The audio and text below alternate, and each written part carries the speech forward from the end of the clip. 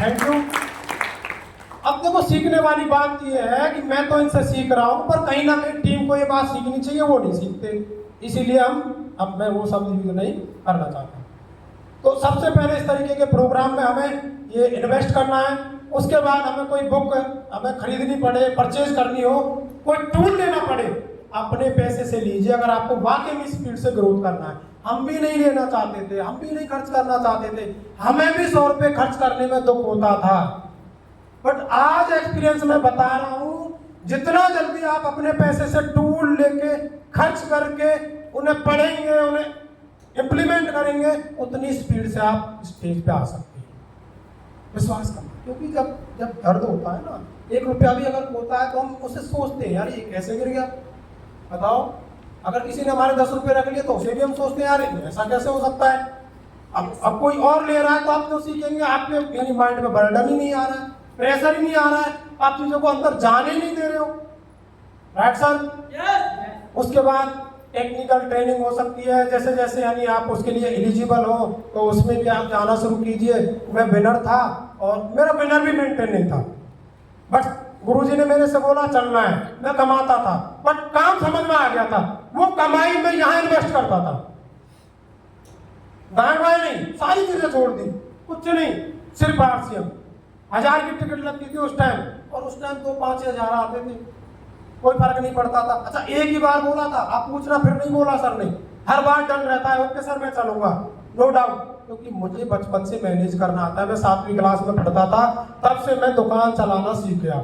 मैं यानी वो भी करना नहीं चाहता था, बट करते करते जब दुकान घर वालों ने खोल ली तो इंटरेस्ट आ गया, अच्छा लगने लगा, यहाँ तो पैसा आता जाता है, करते करते वो सीख गए। तो ये पता था यार हमने यहाँ इन्वेस्ट करके पैसा बनाया, तो यहाँ इन्वेस्ट करके ये तो करोड़ों की बात कर रहे हैं, अगर ये करोड़ों जा सकते तो लाखों में राकेश स्वामी तू भी जाएगा।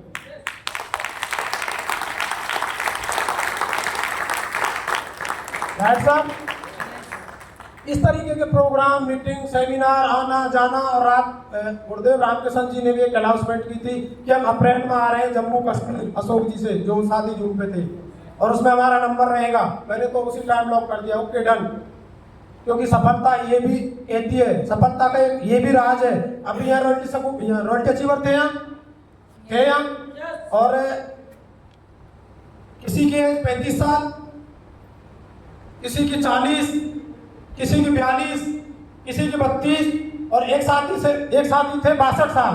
अगर फौजी साहब को बुढ़े लोगों में छोड़ दे और एक साथ छोड़ दे, बुढ़े हो जाएंगे, कारण भी दे रहा हूँ, सच बता रहा हूँ सर, मैं फैक्ट बता रहा हूँ आपको।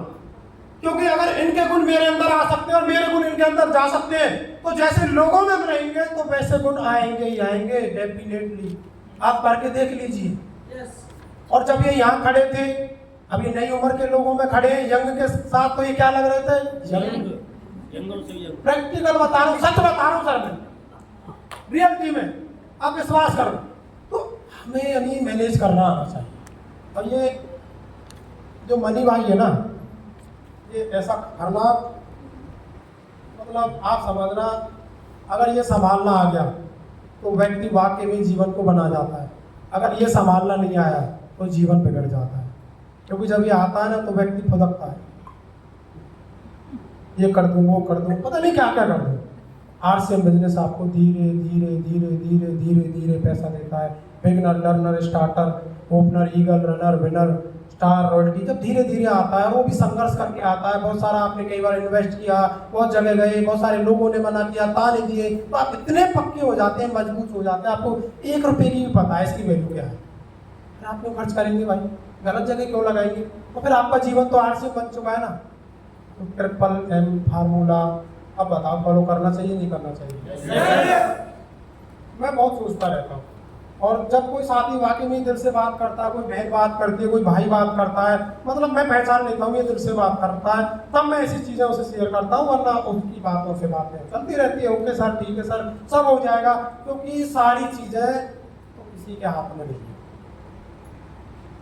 आप सब जानते हैं राम और रावण का एक ही राशि थी, कृष्ण और कंस की एक ही राशि थी। रावण कम था, कोई कम नहीं था,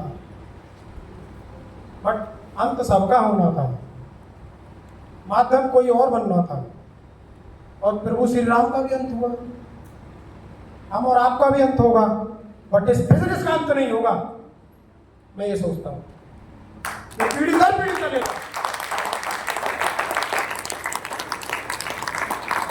कोई तो कारण बनेगा, मैं कर रहा हूँ तो मेरे इस करने का मेरे बच्चे, मेरी अगली जनरेशन, मेरी औलाद, वो तो इसका फायदा लेंगी, बाकी चीजें नहीं हो पाएगी। तो पैसे को हमें अच्छे से मैनेज करना है, और जब भी कोई टिकट लेनी हो, इन्वेस्ट करना हो, तो आपको दुख होना चाहिए, बट आपको इतनी समझ होनी चाहिए सही जगह जा रहा है। बाकी आप सबने सुना, बहुत बहुत धन्यवाद, very very thanks, thank you very much, बहुत बहुत शुभकामनाएं, धन्यवाद। आपकी तालियां बता रही है